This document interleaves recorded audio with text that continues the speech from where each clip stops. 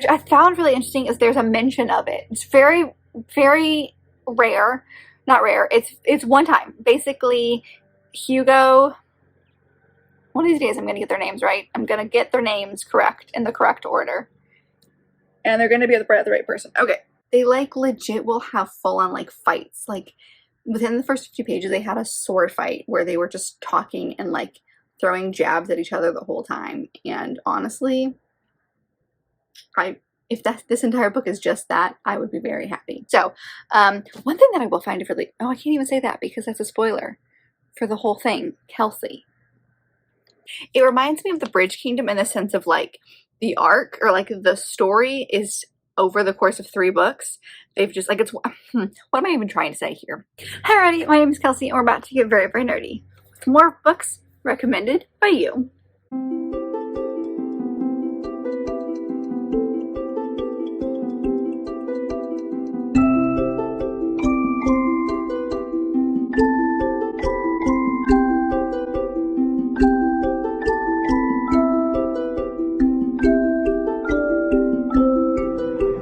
So it is April, which means we are starting round 2, episode 2 of the 12 books in 12 months series challenge that I'm doing. If you'd like to see the first round where I talk kind of more about what this whole video process is, I will leave it linked above where I read the first 3 books. But the goal is basically to read 1 book recommended by you every single month. So I have actually started the one that I have chosen for April, so I thought I'd come and kind of tell you a little bit about what it is, my thoughts so far. I'm literally like 50, 75 pages into it, so it's not too much. I'm also reading it for a readathon, so I'm trying to do this in 2 different vlogs, which is going to be very entertaining, although you won't see this until 2 months after the readathon. Either way, the book that I am choosing for April is Under the Whispering Door by T.J. Klune, which is a book that I've had on my TBR for so very long, and I keep putting it off because I'm buddy reading it with my friend Lauren, and we keep talking about reading it and then being very unsuccessful on actually reading it. So we've started it today. Today is a Monday, April 10th, and we are hoping to read 75-ish pages a day and end it on Friday. So I'll come to you more throughout the middle of the week when I've had a bigger chunk of time to dive into it. But this book was recommended actually by another friend of mine, Taylor, who owns the Kindness and Candles brand company that I love, that you can literally see all of her candles behind me. I love them so very much. But she recommended this when I posted about it on Instagram. She loves it, talks about how much it's gonna make her cry and like how much I'm going to love it. So I'm genuinely terrified of what's going to happen. But this book basically follows our main character, Wallace. So far, not a lot has happened, but we have set up some stuff. So Wallace is basically a lawyer and is genuinely a very unfeeling person, prides himself on the fact that he is the best lawyer he can be. He really wants what's best for his clients and could care less about anybody else. He doesn't want any friends. He kind of prides himself on the fact that he doesn't have any friends, and he dies. And the book basically takes place mostly in his afterlife. So he wakes up at his funeral and can't figure out what's going on. It's super sparsely attended. He has his ex-wife and his 3 business partners are the only ones who show up. And none of them particularly like him. And so he's spirited away to this place called Charon's Crossing, which is basically a joke on Charon from Greek mythology, which is the guy who basically like transported souls across the river Styx and the underworld. And so it's a tea shop, and it's run by Hugo, who basically is, I can't remember what they call him, but he's basically a guy that like helps you get to where you need to go in the afterlife. So he's called a ferryman, and basically this tea shop is where the dead come right after they've died, and it's a place where they kind of, you know, it's a way station. They're in limbo between life and like the afterlife. And so that's where Wallace is, and he runs into Hugo. And I think more stuff obviously will come from that. What I have enjoyed so far, I'm on chapter 6, so exactly 74 pages in the book. I'm not very far in this book. This is my beautiful Illuminated edition that I just love so much. You'll probably see it without the dust jacket in the future, but isn't that just stunning? And this one we've basically set up the story that Wallace is genuinely a terrible person and that no one came to a funeral and he's trying to figure out the afterlife. So what I have enjoyed so far is that there have been some genuinely laugh out loud funny moments so far. I think I've laughed out loud at least 2 or 3 times. And I really appreciate that in a story like this, because this story is about grief and loss and death and coming to terms with being dead and what that means and all that kind of stuff, which is not a fun topic to read about. And it's very, very easy to fall into the it's about death, so it all has to be really, really, really sad, which is kind of what I was worried about going into this one, but I shouldn't have been. This is TJ Klune, and he just does a beautiful way of taking this very sad and tough subject to talk about and adding a lot of humor to it so that you have these deep conversations. And we haven't had too many quite yet, but I suspect we will have quite a few more. And he takes all of these deep conversations and he pairs them with very, very humorous, funny moments. And it makes it pairs and meshes really, really well with each other. So I have loved it so far. Again, I'm barely into it, so I'll probably come to you, I'm thinking maybe Wednesday when I'm halfway, a little over halfway, and tell you more of my thoughts. There's definitely some similarities between our main 2 characters, Wallace and Hugo, like our main 2 characters in the other book that I've read by TJ Klune. What I found really interesting about this, and like I said, I'm buddying with my friend Lauren, so it's been kind of fun to bounce ideas and talk about this with her, because she picked up on it as well, is that one point when they get to the tea shop, Wallace looks around the shop and is kind of like, you know, just mentioning and passing what's here. And on the wall there's a painting of this house by a cerulean sea, which clearly is a mention to that book. And then I didn't pick up on it, but Lauren said that there was a mention of a werewolf statue, which clearly is the other book. You can't see it, but there's another book by TJ Klune called Wolf Song, and that's an entire like werewolf wolf kind of series. And so I like it because it's hints like that if you weren't paying attention you would miss, but if you were paying attention, it's nice. It's like a nice little nod to the other books by this author, and I've just really enjoyed that moment. So I'm very excited to keep going. I could see this going multiple different ways. Most of them will make me cry. So I'm genuinely terrified. I think I'll have to finish the last page or the last day's pages at home on that Friday, because I do not need to be sobbing at work, because that would just raise many questions. But this is the first one, and this is one that I clearly own and I'm genuinely interested in. I've said genuinely a lot in this clip. I do apologize, but I'm very excited about it. So it seems to be starting off well, and I'll let you know how it goes. Because my heart's gonna, I fear for my heart, you know, it's gonna go through some stuff with this book. I can just tell. Hello, it has been quite a hot second since I talked to you, but I have finished Under the Whispering Door like a few weeks ago, and I just realized that I never came back to you to tell you my final thoughts on it. So if I repeat things, I apologize. I don't really remember what I said. Moral of the story is I loved this one. I gave it 4 stars. It definitely broke my brain and my soul in the best way. Like this one, okay, I feel like I could tell you about the things at the end that broke me because I'm not like spoiling anything. And if you know what the story's about, you kind of expect those to be things that are in this book. Am I making any sense? So this book, I gave it 4 stars. It was very, very good. It was interesting to me reading this because this is very much a character heavy story. I mean, there is a plot. Things do happen in this book, but I am someone who wants plot and not character development. And this one, because of the nature of the story, because we're following Wallace and we're following him in the afterlife and we're following him as he figures out himself, really, at this moment in time, it's going to be character driven, and it makes sense to do that. But nothing about character driven books usually work for me, but they did in this one, and I don't know why, but it did. So plot wise, not a lot happened in this. It was again very character heavy, but I loved Wallace as a character. He was amazing, and I wanted him to just thrive, you know? And so one thing, the last 30 pages of this, no, the last like 50 pages of this, I just sobbed. I listened to it on the way home from work, and I just like sobbed the whole time. So anybody driving by me is probably like very confused as to what was happening. But for me, I cry at goodbyes. Not necessarily like someone is dying goodbye, although that does hit. it could be like, the example that I like to give is like two best friends who are going to different colleges but were really close in high school. And they're saying their final goodbye before going to college. They're going to see each other again, but like they're going off to college for the first time.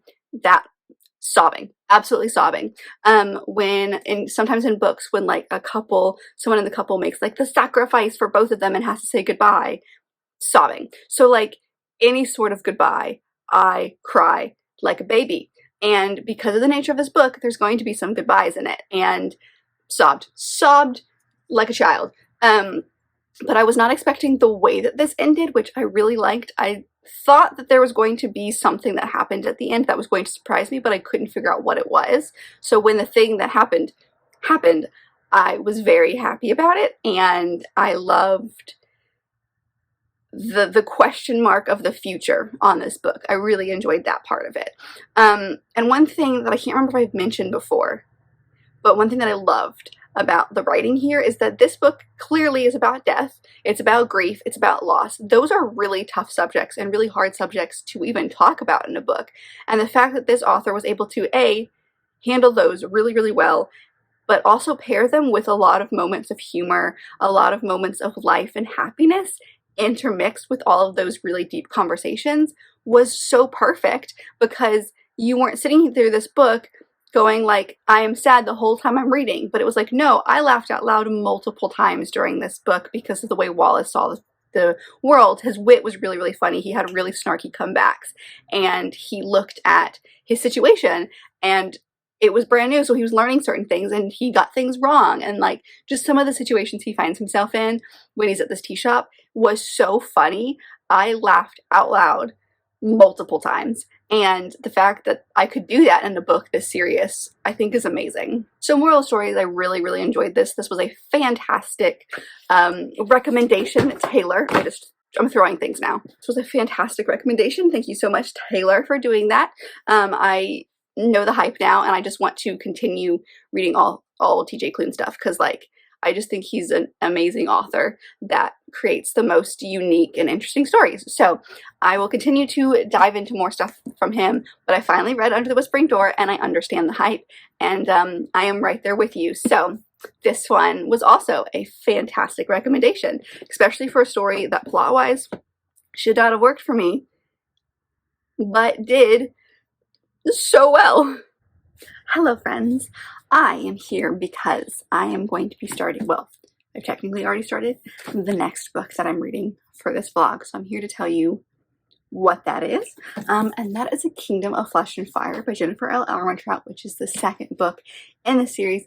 I loved the first one. So this one was recommended by Hannah, who, I don't know if you knew that you were doing this, Hannah, but first off, you're calling me out on a book that I've been trying to read for like a year and a half at this point, and I'm finally gonna do it. I'm finally gonna read it. But also, like, I don't know if you knew that you must have known that I've read the first one if you're recommending the second one, but thank you so much for recommending this. It was already on my list of things that I wanted to read this year, just read in general, so I'm finally gonna get around to it. I technically started this one today, like I mentioned. I am 46 pages. I'm almost to the 50-page mark, which is, if I remember correctly, when I read the very first one, it was for one of the magical readathons, I think April, I did last year. So maybe it was only about a year ago. Either way, I came to like 50 pages in because I was obsessed with this book, and it is no different. So I'll come back to you when I've hit the halfway point to kind of give you more thoughts, but just kind of like first thoughts going in. First off, this one may be kind of cheating for this project because I already had a feeling I was going to like it. I mean, the first one was just so good that this one had to be like crazy bad for it to, like, something had to be crazy different for it to be bad. Granted, like, there's still so much of this book that I am jumping the gun by saying that. So things could change. I've heard that like the first one's the best, and then after the first one it gets a little interesting. I've heard people who say the third one's their least favorite. I've heard people say the second one's their least favorite. Either way, I'm still very, very interested. 50 pages in, it literally picks off right after the end of the first book. So I did go online and find like someone, I did a blog post if I can remember who did it, because honestly it was hilarious and worth it. I think it was called like something about romance Better Be Romance, I think. I'll find the blog post and I'll put it down below. But she did kind of like a recap of the first book, which I think was very, very helpful for me because there's a couple of things that I had forgotten about, some of the big like world building things, a lot of the like personal like romance plot line I still had really firm grasp of, but as far as like the big plot things, especially when we got some big reveals near the end of the first book, that's when I got a little confused in a couple of things. So that kind of helped me, even if I didn't remember everything, or even if I did remember everything, it kind of helped understand what I had read. So that was crazy helpful. And then literally like the last sentence of the first book is the first sentence, I think, in this book. And that just, I don't know why, but when books do that, I just love that. I think that's such a clever way of tying the books together. Because that's happened in a couple of books that I've read here recently. I think it was Kingdom of the Wicked, that series. They did that for at least from the first to the second book. Either way, I'm loving it. Okay, I'm loving it. I am getting a lot of there's a lot of banter in this book between our main two characters. The one that has like the actual love interest for this book, based on like just some stuff that I see on the covers of these special Fairylit editions, I'm real worried that there's going to be a love triangle, but I don't know, I'm worried about it, but at the same time I'm not, just based on how it started. So there is a character called Kieran who is just kind of like a best friend, sidekick, if you will, to our love interest. And he literally is like the comic relief of this book. I laugh out loud anytime he's on the page. He just has a lot of really funny quips. And for being 40 pages in, I've already tabbed like 5 different things. So this is going to be a good book. I just have this feeling. So I'll let you know when I get halfway through. I'll be diving in and out of it. I kind of put off reading this because I'm also reading ACOTAR at the same time. But because I've read that series before and this world is kind of different, actually I can't even tell you the fantastical elements because it's such a big plot twist. But the fantastical elements in here are very different world-wise, so I think that's going to be fine. You didn't need to know all that. Basically, I'll come back to you when I get halfway through, which I think will be in the next couple of days or so. I have a long weekend coming up, so we shall see if I can get some done. I've got some fun plans this weekend, so we'll see actually how well I do, but I'll come back to you when I've had more thoughts. But basically 50 pages in, I'm loving it. Same feeling as I had with the first book. I fell in love with it right away. And I'm remembering why I love this series so much.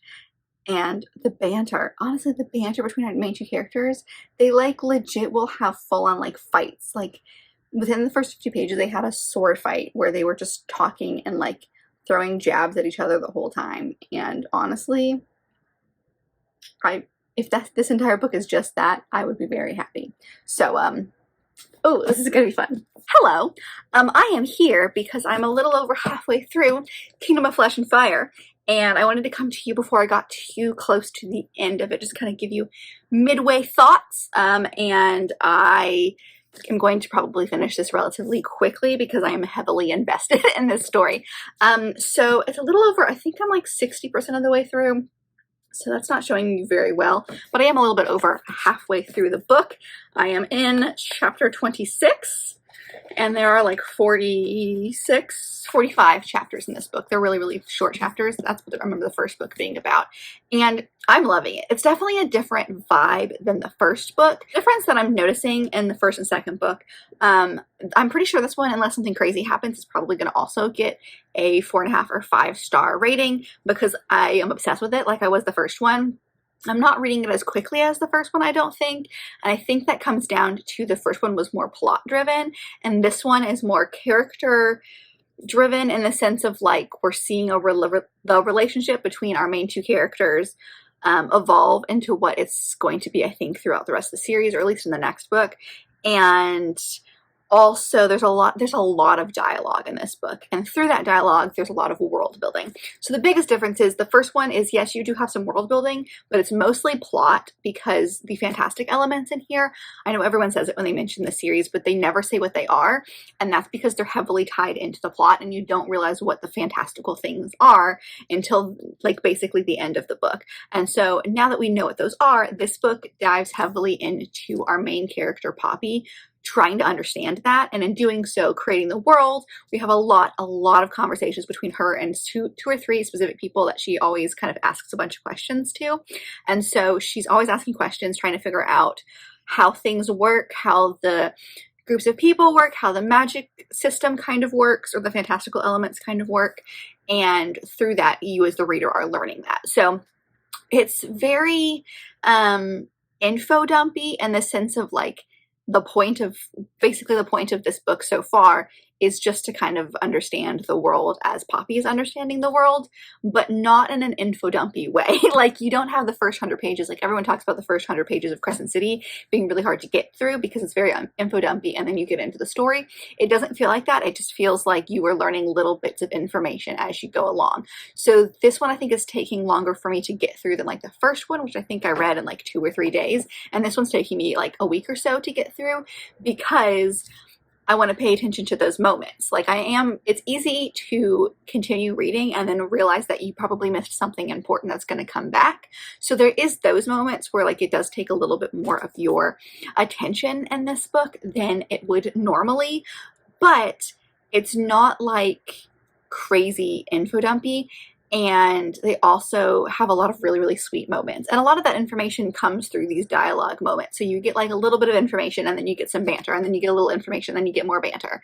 And so there's a lot of moments in here that kind of tie into each other. So a lot of my favorite scenes so far are the scenes where like Poppy is given a lot of information, but it's because of the way it's been given to her, and her conversations with the other main character in this book, and how that their kind of relationship is. It's very banter heavy. It's very like, I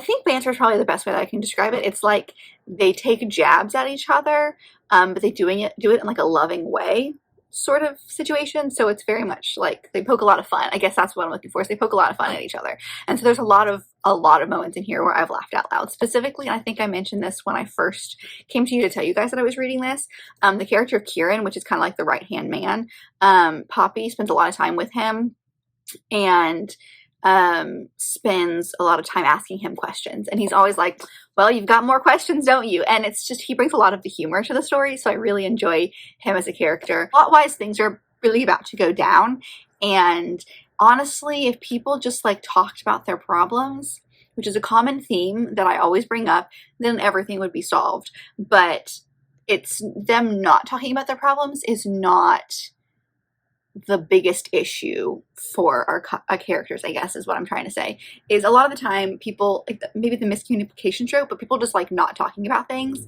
If they had like one conversation, everything would be cleared up. So I guess that does kind of fall within miscommunication.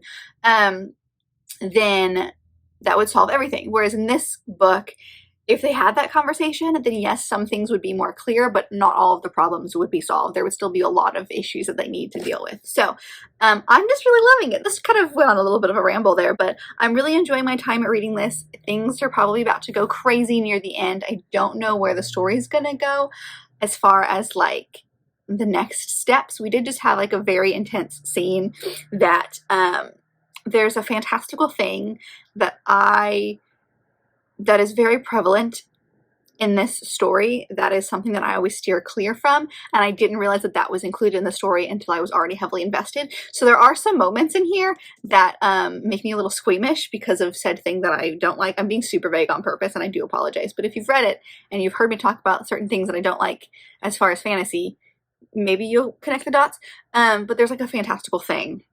It is a type of book or type of fantasy, whatever, that I don't read a lot of on purpose, and that is heavily involved in this book. And there's a scene that was weird because it was very heavily that mythical thing. I don't know. I'm being really bizarre because I'm trying not to spoil everything. But the moral of the story is that this book is great, and I really enjoyed the first one, and I'm really enjoying the second one. I was worried going into it because, again, I've heard people say that the second one's but I've also heard people say that the third one is So I can see why some people probably wouldn't like this one because it is so info dumpy in a sense, but I'm enjoying that because I'm getting to understand the world better, and that's good for me because, like, I want a very clear understanding of how this all works, and the fact that we didn't have that at the end of the first book, we didn't have a lot of that. We had some of it, but we didn't have a lot of it, and so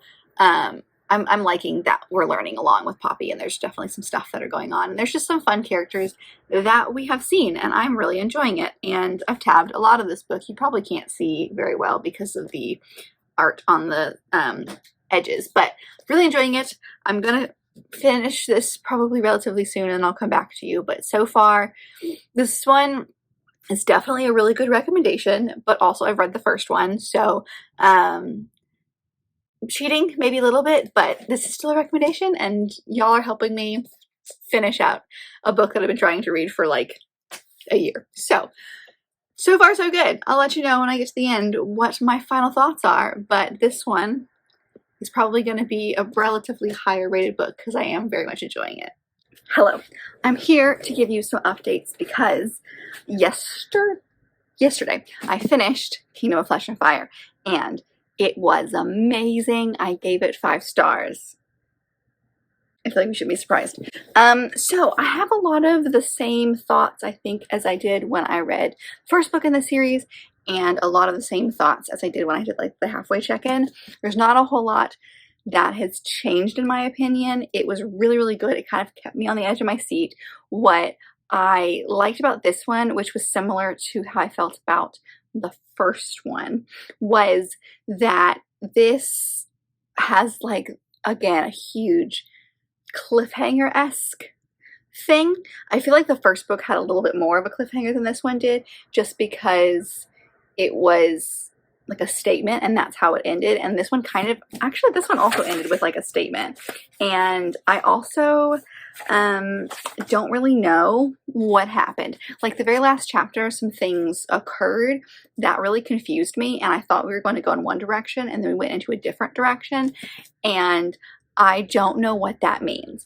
And I'm not sure you're supposed to know what that means. I feel like there's a couple of things that were, let's say, declared at the end of this book, and it just kind of ends. And I was like, what's going on?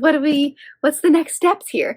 And obviously we have to read the third one to continue. So I'm gonna hope that I get to the third one sooner than I got to the second one, but this one was a great recommendation. Again, I feel like this one was an easy one to recommend since y'all know that I read and loved the first one so much. So thank you guys so much. You definitely helped me get through this one, which is one that I really, really wanted to get to and one that I needed to get to. And so hopefully I will get to more of these because I think there's going to be like 7 books. So this series confuses me, okay? Because there are currently 4 out. I have the first 3, and I don't know if that's where the arc ends because the first 4 all said that they are part of the series, and then from 5 on, it says like it's a From Blood and Ash novel. So it's like, does that mean it's kind of like the ACOTAR series where there's like one group arc that has the first 3 or 4 books in it, and then everything after that is not going to be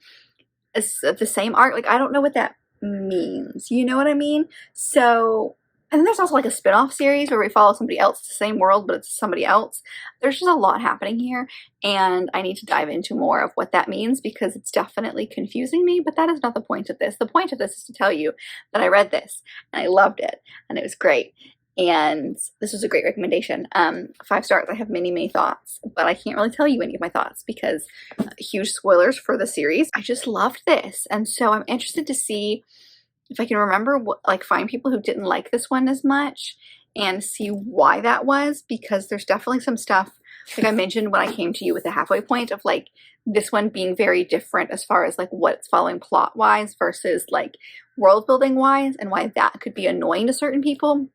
But as far as like addictive writing style and getting invested in this book series and this book like I did the first one, was very much the same. I was like head over heels in love with these characters. Within like 50 pages, I was invested in what was going on. I loved our characters. I loved the development of the relationship as it continues. In this book, I was worried we were going to have a love triangle a couple of times, but I think we're okay. And I am interested to see what the next step is going to be for our characters, because we have many things to discover, and I'm in love with it. So I'm definitely invested in this series, and this is just continuing through this one. So great book, 5 stars. Thank you so much, I believe, Hannah, for recommending this one. I loved it. This was a great recommendation. Y'all know me, my fantasy romance heart. This was perfect.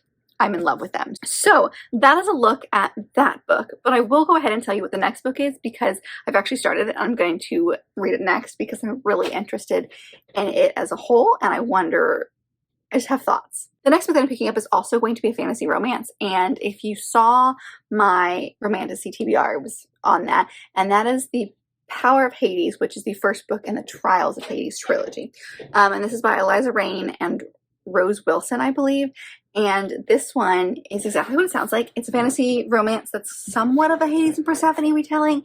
I don't think it is, but it has like those characters in it, and there's like a vibe to it like that. This one, like I said, is recommended by CJ over on Instagram, and they recommended the entire series, but specifically the first one.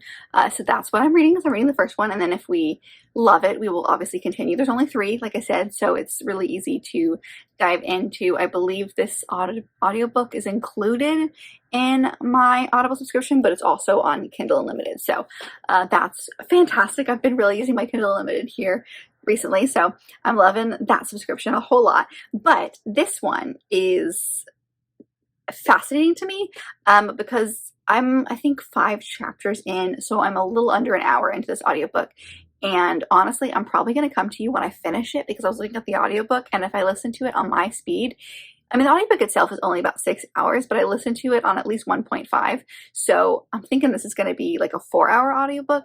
So I probably will get through it relatively quickly, especially considering how much I just kind of like plowed through the beginning of this. Because like I said, I'm in like chapter 5 already. So this book follows Persephone, and she is a barista in New York City and loves like botanical things. Like she's going to school for like, I think botanical arts maybe, but like she is just loves nature and gardening and things like that. It's much more than that, but y'all know what I mean. And at the beginning of the book, she basically gets like kidnapped kind of and thrown into the underworld, and she's kind of forced to participate in the Hades trials, which is basically Hades is trying to find a wife. I mean, he's not.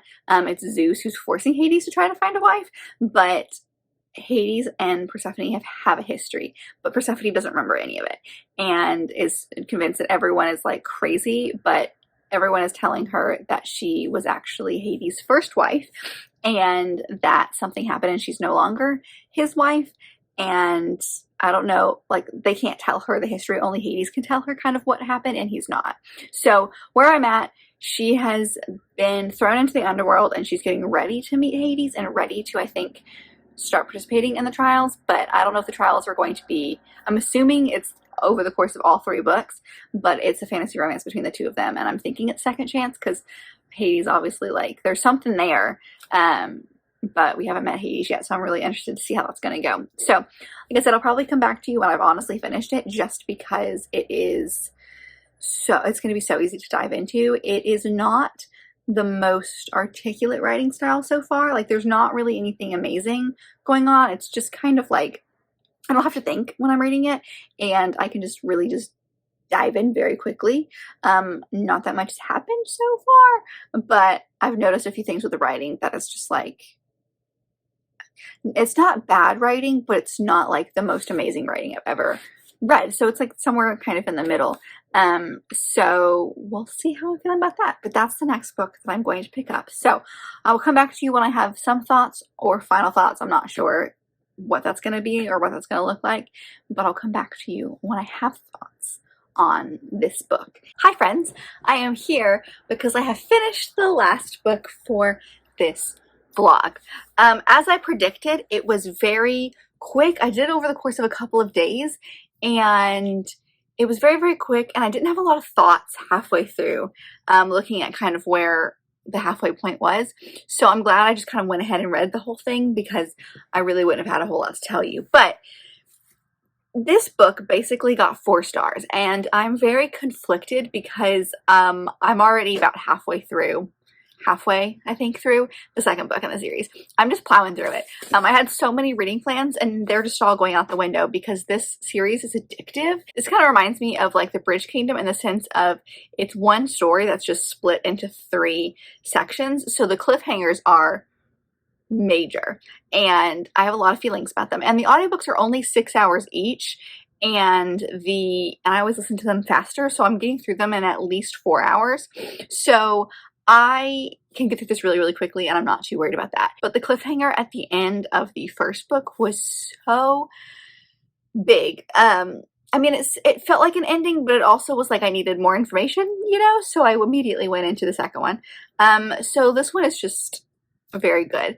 Why I say I'm conflicted is because I don't know why I'm so obsessed with this series.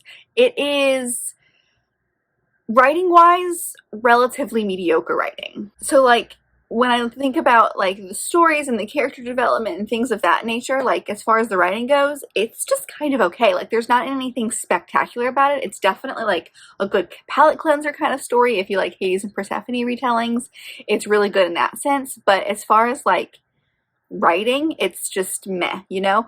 And then the relationship side of it is interesting because I'm kind of like, I am invested in the characters of Hades and Persephone. I wouldn't be continuing if I wasn't invested. But what I find interesting is that because this series follows the character of Persephone, who was already supposed to have had a life with Hades and then like forgot her memories and then has come back, the author is relying heavily on the fact that these people had a past. So she's not really trying to show them like falling for each other again. It's just like understood that there are feelings there. And like Persephone is just attracted to Hades and doesn't understand why she's attracted to Hades. And there's just something about it that it feels very surface level as far as the romance side of it goes. There's nothing like spectacular about them falling for each other. Like honestly, the first book, there's like almost no scenes of her and Hades together, like actually any like cute scenes that progresses the romance plot line very much until you get to like the last fourth of the book. And these are like super short books. Like the first book I think is just over 200 pages. It's about 240 pages. Second book is 260. I'm not quite sure what the third one is. So they're shorter stories, so you don't have a lot to work with, but there's just some elements that I feel like there's not really a lot of conversations. Now we're getting a little bit more of that in the second one, but as far as the first book goes, there's not like a lot of conversations. So the author is just heavily relying on the fact that you understand that there's a history with these two characters and not actually showing you the connection between these two characters.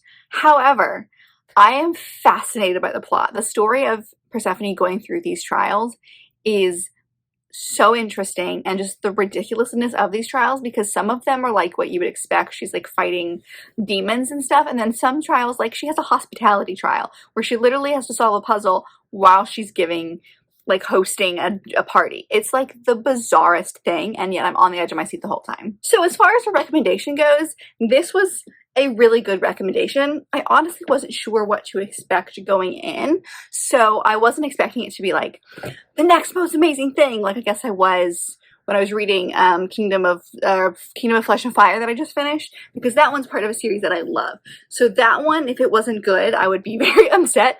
This one I didn't really know what I was getting into, but it's a fantasy romance and it's a Hades and Persephone retelling. So really, this was about the best as far as a recommendation could go for someone like me who was interested in all of those things. So recommendation-wise, fantastic. Clearly, I still liked it a lot because I am continuing and now I'm invested in this series. So that's it. That is the next 3 books for this reading recommendation series that I've been doing.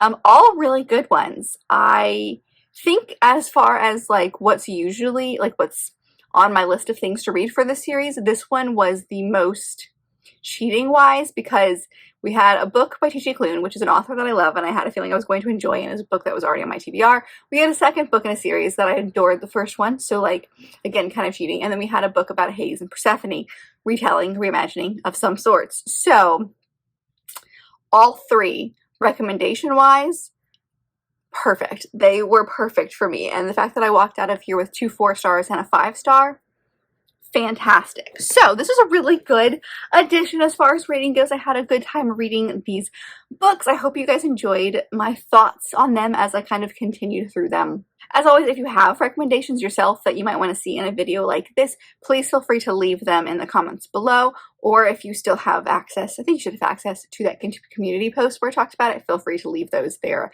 as well. I do check that every once in a while before I start one of these, just to make sure that nothing new has come in. So I'm always checking that if you want to get something like this. And let me know if you like this series, because like I said, I've got it planned for the rest of the year. So I've got 2 more installments that we're going to see. But if you like this, we might continue this into more videos like that. I don't know. Let me know your thoughts. But let me, of course, know if you've read any of the books that I mentioned in today's video. I would love to know your thoughts on them. If you have a good Hades and Persephone retelling or fantasy romance, because clearly that was the vibe of this video, let me know that as well, because that is my vibe right now. Like, that is who I am. I'm taking this romantasy, fantasy romance badge with honor at this point.